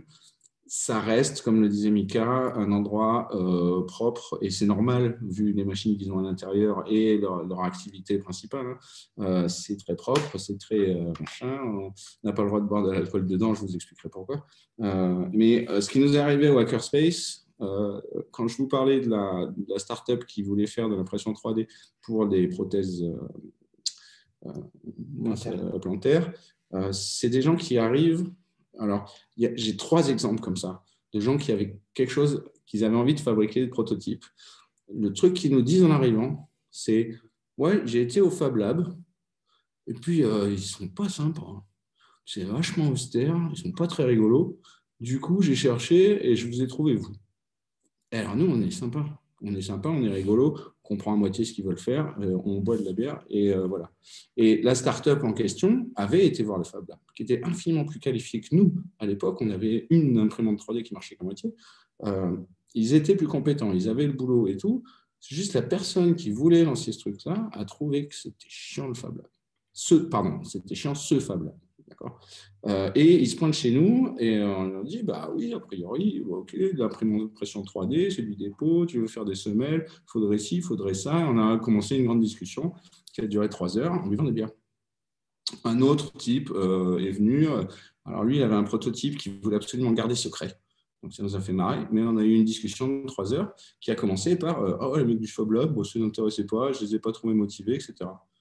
Très bien, une conversation, et puis il a essayé de faire son prototype. Dans le temps, c'est tombé à l'eau, je ne sais plus pourquoi, mais vraiment, le 3e, je ne me rappelle plus. Mais il y a pas mal de gens qui sont passés dans le filtre du Fab Lab, qui ont fini par arriver au BIB où ils se sentaient mieux. Et clairement, tu as dit le mot, hein, on est des punks. C'était, je ne sais plus qui avait fait un mémoire sur les lieux de création alternative à Montpellier, et ils avaient synthétisé le Fab Lab Pro. Et nous, on était des punks informaticiens. Donc, voilà. Évidemment, c'est un super débat. Je vois ça me fait marrer sur le Framapad. Le Hackerspace, c'est de gauche, le Fab Lab, c'est de droite, et Maker au centre. À Montpellier, le Fab Lab, il est en face du Technopole, où il y a Dell, toutes les grosses boîtes, IBM, etc. Géographiquement, il est dans le vortex de la tech culture. Et il se trouve qu'effectivement, ils sont très sérieux. Et si on n'a pas le droit de boire au Fab Lab de Montpellier, c'est à cause du Hackerspace de Montpellier. On a été une année aux journées portes ouvertes. Ils avaient de la bière, on a bu de la bière, on a fait des conneries, on s'est fait virer. Et depuis, on n'a plus le droit de boire là-bas. J'en suis pas fier, c'est un fait. Si c'est OK pour tout le monde, je reprends un ping et après, peut-être, je relaisse la raquette plus ouverte. Mais alors déjà, je précise que j'ai liberté de totale parole, bien que l'Absud soit élu et que soit représenté, soit la présidence de l'association du RFF, donc de mes employeurs, est assumée par l'Absud. Je le précise tout en affirmant que ça ne rentre pas dans un conflit d'intérêts qui viendrait entraver ma liberté de parole. Ceci étant dit, oh là là, mon écran s'emballe, hop là. Mais non, mais je trouve ça super intéressant et je pense que effectivement, là, il y a une dimension très locale et de réalité de territoire où les structures et l'identité des structures se construit aussi parfois en écho ou en miroir ou en rejet des autres structures qui existent sur le territoire et que des espèces de dualité ou que je peux entendre là, dans ce que j'entends, le Hackerspace, le Fab Lab de tel endroit, c'est des choses qu'on retrouve un peu comme l'école publique, l'école privée de tel endroit, ou tout ça, et où en fait il y a des formes de construction identitaire qui se construisent par opposition et tout ça, et qui sont des fois assez différentes. Pour vous, et puis je pense que, et à l'inverse, j'ai toujours entendu, sachant que bon, moi je me suis rendue dans beaucoup de Hackerspace, j'ai beaucoup bossé avec le Theta Lab, donc moi, mon amour de ces lieux-là ne s'est pas du tout construit dans une rivalité ou une opposition de Hackerspace ou des Fab Labs, et puis j'ai vraiment effectivement l'impression que plus on en voit, plus les frontières se brouillent absolument. Mais du coup, je vous propose, moi, je pense que la phrase qui vous aurait fait tiquer, qui m'arrive parfois de prononcer justement quand je dois distinguer les deux. Et en fait, elle est quasi inverse, enfin pas tout à fait inverse, mais en fait presque, parce que tu disais, voilà, les Fab Labs, machin, c'est un peu plus fermé, c'est entrepreneurial, c'est l'innovation, ce qui pour moi est en fait assez faux. C'est que je le vois pas du tout comme ça, surtout en France où il y a eu justement une réticence à l'argent, une réticence à monter à développer des activités rémunératrices parce que c'est pas bien, enfin une espèce de rapport comme ça extrêmement militant avec très peu de labs qui ont des salariés. En fait, les Fab Labs qui ont des salariés, c'est principalement ceux qui sont portés par des institutions préexistantes, que ce soit des institutions éducatives ou qui sont montés par des collectivités territoriales, mais c'est un peu des Fab Labs de deuxième génération. Enfin bref. Mais du coup, moi, en tout cas, j'ai eu tendance à me construire en disant que s'il fallait caricaturer, les Fab Labs cherchent à être ouverts à tous et au plus grand nombre. Donc, ce qui les conduit et qui les oblige à davantage se tourner vers les institutions, comme je disais tout à l'heure, là où dans les hackerspace, il y a davantage une logique de club et d'expertise et où on va essayer de faire et d'être dans le détournement, dans l'art, enfin voilà, et que c'est souvent des lieux un peu plus difficiles d'accès et qui vont être un peu moins dans l'ouverture à tous, dans le sens où si tu arrives et tu te dis « bonjour, je voudrais apprendre à coder », on va potentiellement te dire « écoute, va apprendre à coder, reviens ». Et ce que j'ai pu entendre aussi dans certains hackerspace. Donc voilà, ça c'est ma phrase à moi qui je pense vous aurait fait tiquer comme moi j'ai tiqué tout à l'heure et je comprends tout à fait qu'elle vous fasse bouger la tête et que voilà.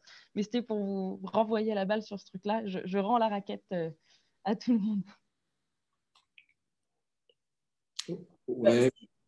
Juste pour reprendre ça, pardon. Essaye peut-être laisser le temps. Ah, ok, pardon. C'était juste une illustration de ce que vient de dire Constance aussi, du coup, à l'envers, le Hackerspace de Berlin, Chaos Computer Club, qui est très fermé et où on n'a pas accès à tous les espaces quand on s'y rend. Donc, du coup, c'est vrai qu'il y a aussi une idée de club et de fermeture. Donc, j'allais dire, au final, en tout cas, moi, de mon expérience de visite de différents lieux, vos deux approches sont vérifiables sur le terrain. Et juste pour dire mes 30 secondes là-dessus, c'est vrai que la qualification de hackerspace, elle est, je crois que c'est même toi, Aurore, qui faisait référence, elle est temporelle. Aujourd'hui, le hackerspace de Noisebridge, comme le disait François-Xavier, pose beaucoup de questions, tant je crois qu'il est propriétaire maintenant des locaux à San Francisco, ou en tout cas avait mené une campagne de financement pour être propriétaire des locaux à San Francisco, ce qui demande une sacrée un montant d'argent assez conséquent, fait des formations du coup avec des entreprises privées, etc. etc. Donc même Noisebridge, qui était, tu as raison de le dire François-Xavier, un des piliers de la communication des hackerspace, aujourd'hui critiqué par les hackerspace plus politiques, qui sont eux-mêmes critiqués par d'autres hackerspace, et donc même la qualification de Fab Lab, elle, peut poser beaucoup de questions et infiniment plus complexe, et notamment c'était les travaux de Moilanen, puisqu'on n'est pas encore arrivé à une stabilisation de ces qualifications. Après, moi, pour en dire vraiment 10 secondes et pour ne pas relancer les coups de raquette, le coût d'accès financier aux machines-outils, notamment, encore une fois, nous, au niveau local, est totalement différent entre hackerspace. Ce que j'ai oublié de dire de Fred, c'est que oui, il y a un plancher de 5 €, mais 50% des membres du BIB ne sont pas à jour de leur cotisation. De Fred et moi y compris. Donc, alors que dans j'ai cru voir les tarifs de l'Absud, pour citer celui-ci, on a des tarifs qui sont un peu plus élevés que pour l'utilisation des machines. Voilà. Et merci beaucoup pour ces échanges, Constance. C'est vraiment passionnant, ouais, vraiment passionnant. C'est totalement inattendu. Parce que le point de départ, c'était la transgression dans les hackerspace, et puis on en vient à la question de qui est le plus transgressif finalement, en se comparant avec d'autres types de tiers-lieux ou de je ne sais pas comment appeler ça, de communautés collaboratives. Mais je trouve l'exercice très intéressant. C'est vrai que je serais curieux aujourd'hui, parce qu'il y a toujours les mythes, on va explorer les livres, les sources, dans ce qui est revendiqué de politique par des hackerspace ou d'autres lieux équivalents, Makerspace, Fab Lab ou autres, de ce qu'on va vraiment trouver comme élément d'une idéologie politique. Voilà, il y a l'anarchisme, historiquement, qu'il ne faut absolument pas confondre avec le socialisme. Voilà, certainement les deux sont à gauche, mais pas tout à fait de la même façon. On va entendre les deux registres sur un plan politique, comme registre de débat, de justification. Mais je serais très curieux d'une étude derrière les mots. Voilà. Est-ce que cette rhétorique, on va la retrouver plus dans ce qui s'appelle les hackerspaces et comment?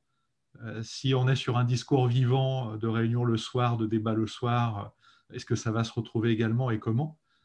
Moi, à nouveau, j'ai été très surpris par ce que j'ai trouvé à Innsbridge.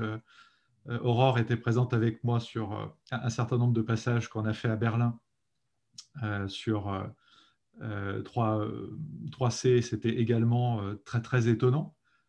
On a été très, très, je reviens toujours sur la même anecdote, hein, on a été très surpris, si je prends l'élément anticapitaliste, de croiser des hackers et des hackeuses qui étaient sur un discours complètement conciliateur sur ça. Moi, mes premiers rendez-vous sur 3C, c'était avec une hackeuse assez iconique, assez rock'n'roll. Et voilà, j'étais très surpris au bout de quelques minutes de conversation de découvrir qu'elle était consultante en cybersécurité. Elle me parlait de séminaires organisés avec Microsoft ou Google dans le temple, hein, sur le sol du temple. Voilà, il faut gagner du fric. Il faut vivre. Nous, en tant qu'individus, voilà, on n'a pas parlé de la question du revenu, mais il y a un moment, il faut gagner sa vie aussi. Il faut travailler pour, et il se trouve que ces compétences, elles peuvent aussi trouver une utilité, une résonance. Alors, il y a la question de la transgression individuelle, aller vers ça. Mais j'ai été très surpris, et j'emploie ce mot avec une certaine profondeur aussi, du pragmatisme que j'ai trouvé chez un certain nombre de hackers que j'ai rencontrés ces 7 dernières années, pour rester dans l'univers de gens qui se définissent comme des hackers ou des communautés de hackers. Voilà.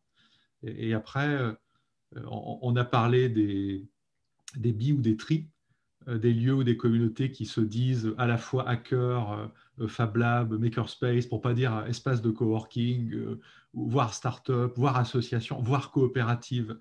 Les assemblages d'identités sont aussi très, très intéressants. Voilà, il y a beaucoup de frontières poreuses entre tous nos sujets. En tout cas, c'était vraiment passionnant. Malheureusement, voilà, on a largement explosé les délais habituels et c'était très bien. Il va falloir qu'on arrête là. Un grand merci à toutes et à tous. Un grand merci à toi, de Fred, à Michael, à toutes les personnes présentes qui ont alimenté la partie de ping-pong, Constance, Aurore, pour ne pas les citer. C'était vraiment très, très intéressant. Voilà, et je pense que pour les personnes qui verront la vidéo plus tard, ça sera une belle surprise. Et les débats qui ont été rendus visibles aujourd'hui, ils existent de façon plus discrète dans plein d'endroits. Et j'ai trouvé très bien ce débat transparent qu'on a eu aujourd'hui. Voilà. Après, chacun a ses convictions, chacun a son chemin. Je pense que voilà, personne ne changera d'avis aujourd'hui. Mais voilà, ce qui était intéressant, c'était ce dialogue. Donc un grand merci. Je vous dis à très bientôt à toutes et à toutes pour d'autres séminaires ouverts. Et puis, on aura l'occasion de partager et la vidéo très, très bientôt, que je vais couper maintenant, et le Framapad. Et donc, à très bientôt pour les personnes qu'on retrouvera comme ça. Merci, à bientôt. À très bientôt. Au revoir. Merci beaucoup, au revoir. Au revoir. Au revoir tout le